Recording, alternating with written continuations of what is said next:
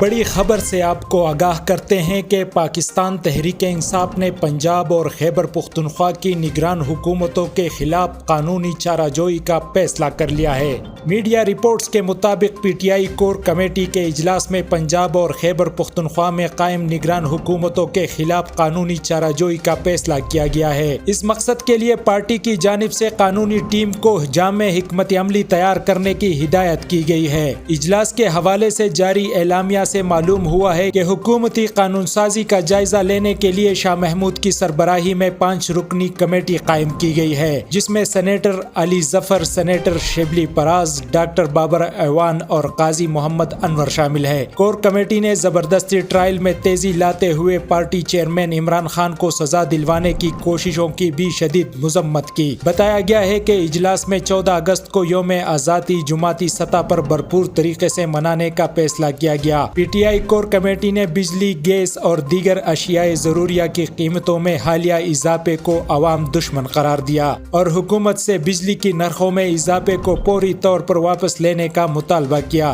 اجلاس کے شرکاء نے حکومتی وزراء کی جانب سے خواتین کے خلاف توہین آمیز جملوں کی شدید مذمت کی اور چادر و چار دیواری کی حرمت کی پامالی اور انتقامی کارروائیاں بند کرنے کا بھی مطالبہ کیا۔ اعلامیہ میں کہا گیا ہے کہ کور کمیٹی کے اجلاس میں اسلام آباد کی تنظیموں کو مقامی حکومتوں کے انتخابات کی تیاریوں کی بھی ہدایت کی گئی اور 90 نشستوں پر امیدواروں کے تعین کے لیے مرتب کردہ حتمی سفارشات پر بریفنگ دی گئی۔ امیدواروں کے تعین کا عمل چیئرمین پی ٹی آئی کی منظوری سے مکمل کیا جائے گا، جبکہ اجلاس میں سمندر پار پاکستانیوں سے روابط کے لیے اوورسیز کمیٹی کے قیام کی منظوری بھی دی گئی، جس میں عمر ایوب خان اور شبلی پراز شامل ہوں گے۔